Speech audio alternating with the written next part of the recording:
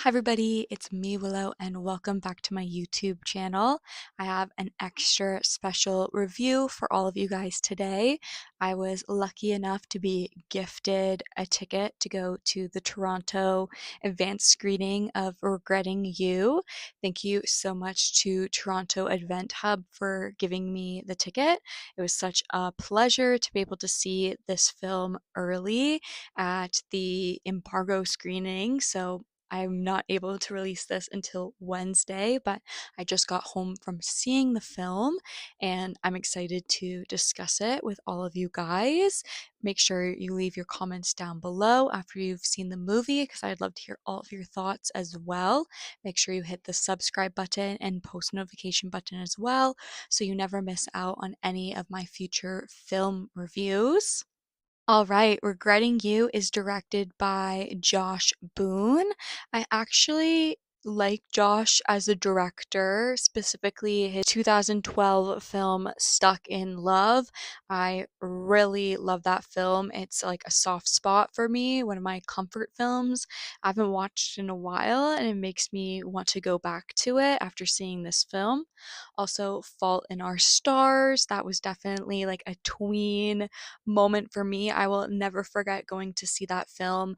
Me and my sister, my mom, I also believe our friends came with us as well. We drove about a half an hour to the nearest movie theater that was playing it.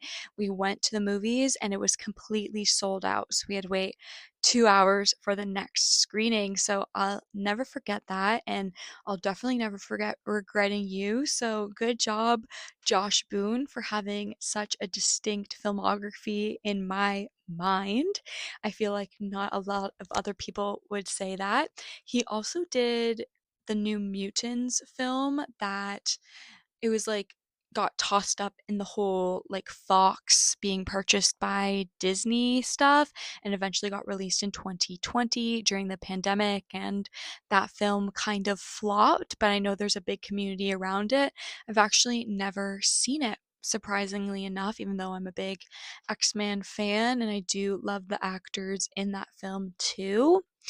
But Regretting You is a very interesting film. It's based off the book of the same name from the author Colleen Hoover. The screenplay is written by Suzanne McMartin, and I'm definitely mixed on this film. I don't think I'm exactly the target demographic for the film, despite being, like a young female.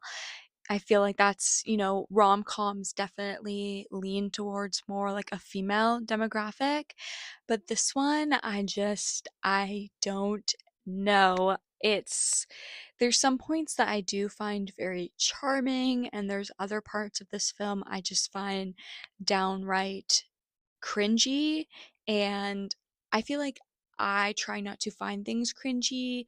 I like things being authentic and, going for it even if it's something that could be embarrassing, but this film's dialogue is just so choppy that makes moments just like almost unbearable to watch.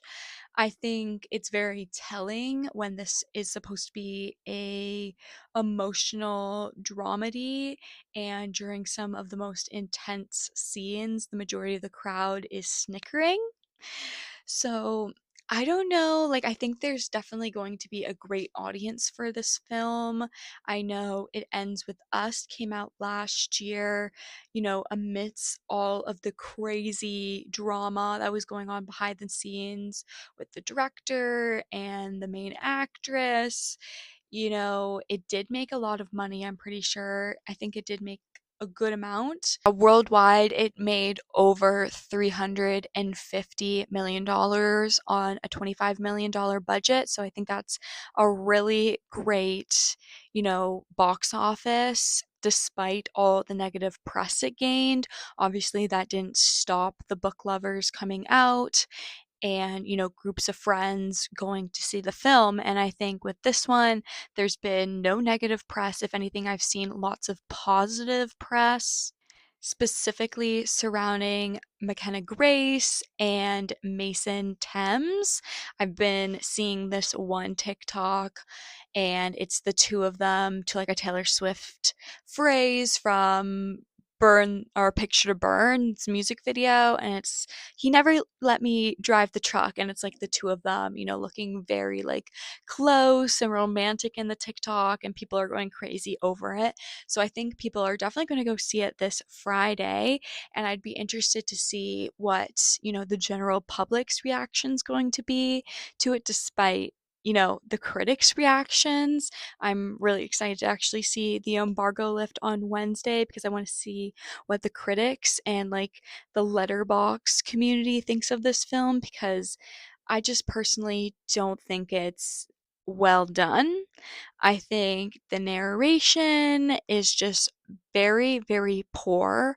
I don't like the screenplay. I am sorry, Susan, but like I said, I found it very choppy and downright like cringy. There was like this one moment that's supposed to be a very poignant emotional scene between McKenna and Mason's characters. It's a very vulnerable moment, and McKenna's character like admits something to Mason, and I feel like there's not a whole lot of movies who represent that type of conversation. So I really appreciate that in a big blockbuster film like Regretting You, they're going to have a conversation like this, but it's just done so abruptly and there's no segue into this conversation. I just thought it was written very poorly. It just made no sense how it was interjected into that scene. I would have appreciated maybe like some sort of segue, like a flow. Like we also have this friend Lexi, and I feel like we could have had conversations with this friend Lexi, and that would have made a little bit more sense, leading up, like a foreshadowing with her friend Lexi.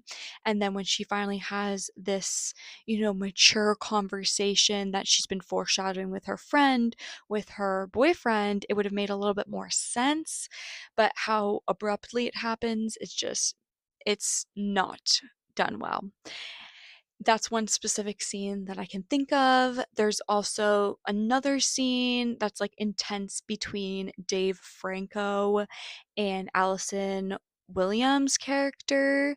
And in the heat of the moment, I really did enjoy it because there's like this very significant death that happens in the film. That's not a spoiler. It's in the trailer if you've seen the trailer or if you've read the book.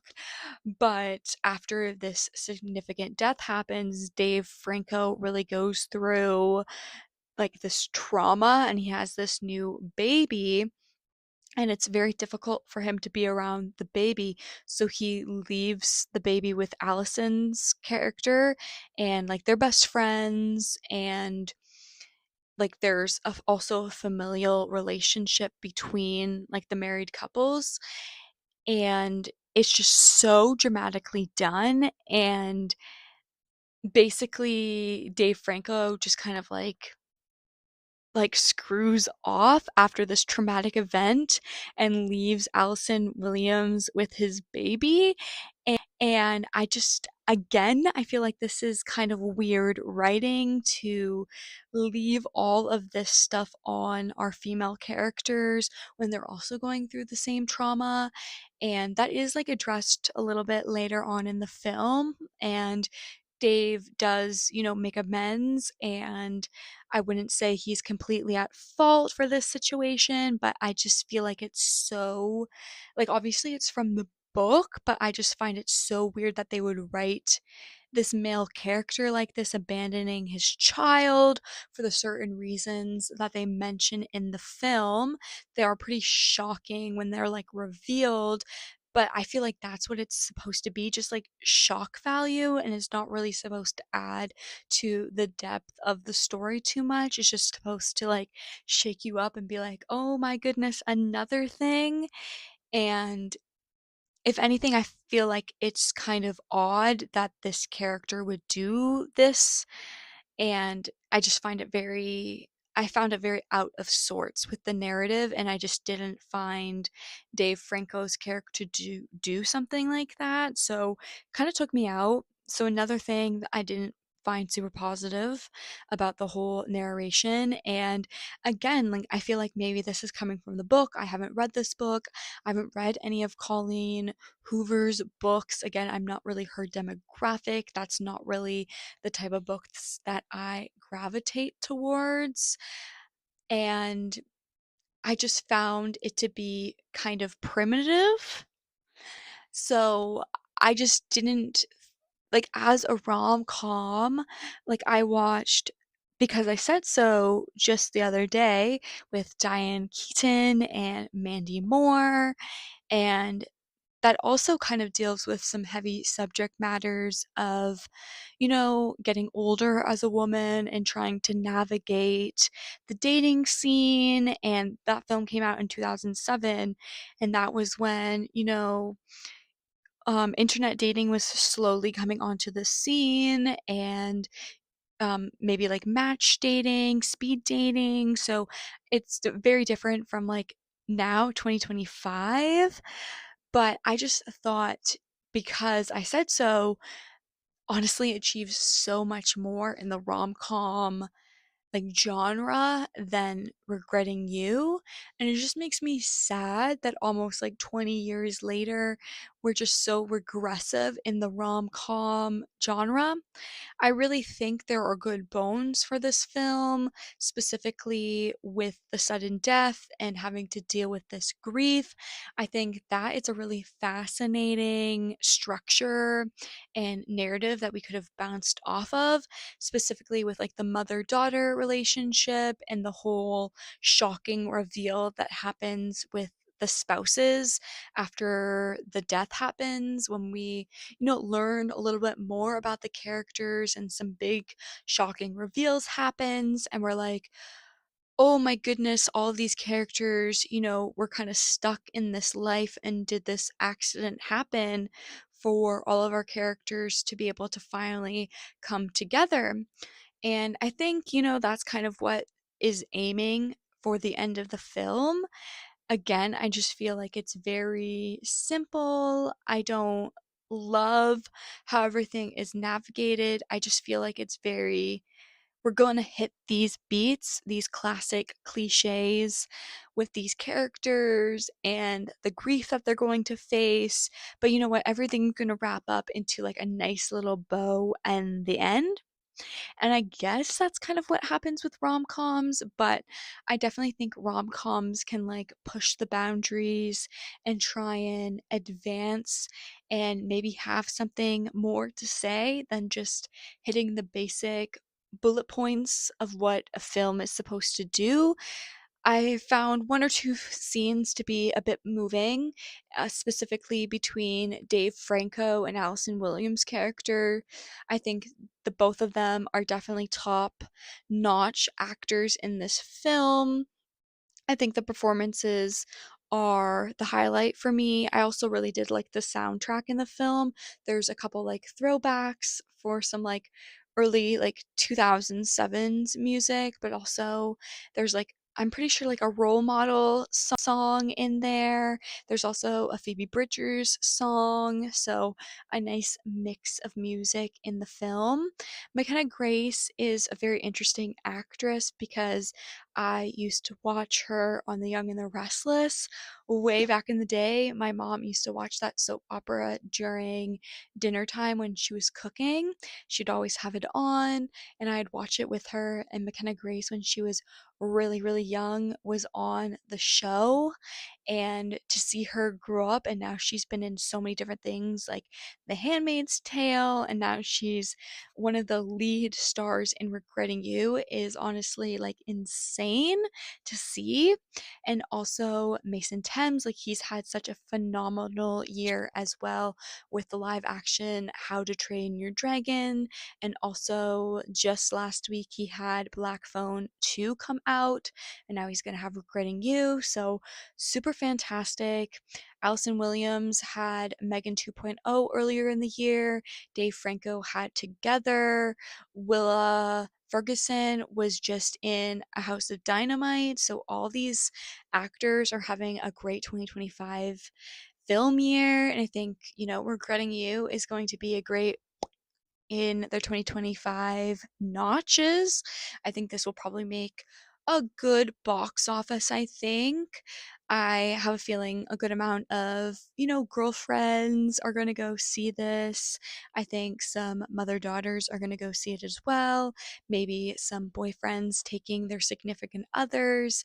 I definitely think a good array of people can go and see this film. So even though it wasn't necessarily my cup of tea, I definitely think others will gain much more out of the film. I was just hoping it would be a little bit more dynamic than what it ended up being. I do have like a bias because I don't really love Colleen Hoover. So going in, I did have a little bit of skepticism of how much I was going to enjoy it. But despite it not being, like a home run for me, I still did enjoy myself. It was really fun to see it with the screening, everybody there at the Varsity in VIP Cineplex. It was so much fun to be able to go on behalf of Toronto Event Hub. Thank you again for gifting me the tickets. It was such a blessing, very last minute. Like I was given it on Sunday night and it was Monday evening, so really quick turnaround, but I'm grateful I was able to get to attend the advanced screening in Toronto. It was so much fun, and I would definitely suggest going to see it this Friday, October 24th, if you're interested in, some sweet, romantic, teen but it does, it's not just like a teen dramedy. Like it does deal with grief and having to move on from betrayal in your life and having to deal with the complexity of still having to deal with being a parent despite losing, a significant person in your life. So I do think it is interesting how it navigates that grief. I just would have appreciated if maybe the story was a little bit more dynamic and we pushed it a bit with the dialogue. Like, I really do think this could have used like a couple more drafts. And I don't know, like, I'm blaming the script. Maybe it's also the acting, mainly on the younger actors' part, just because again, like it was very like kind of unbearable to watch at some points. I was just like maybe I'm just aging out of this like teen film because these actors are younger than me and maybe I was relating more to the Allison and Dave storyline because they're a little bit older and mature compared to the more youthful and immature storyline that's going on with McKenna and Mason.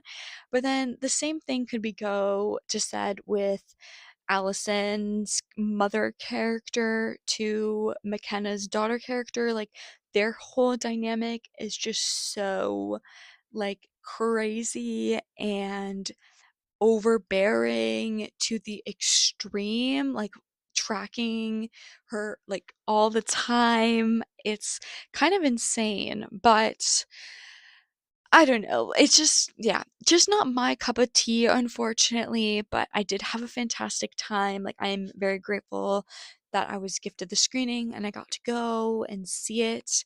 I had a really fun time and it was a great way to spend my Monday evening. So, once again, thank you so much to the Toronto Event Hub for gifting me the tickets. I'm really interested in hearing all of your guys' thoughts on Regretting You once you guys have the chance to see it. Make sure you leave all of your thoughts in the comments down below. If you read the book, let me know what you think about the book and like the changes that they've made maybe to the film.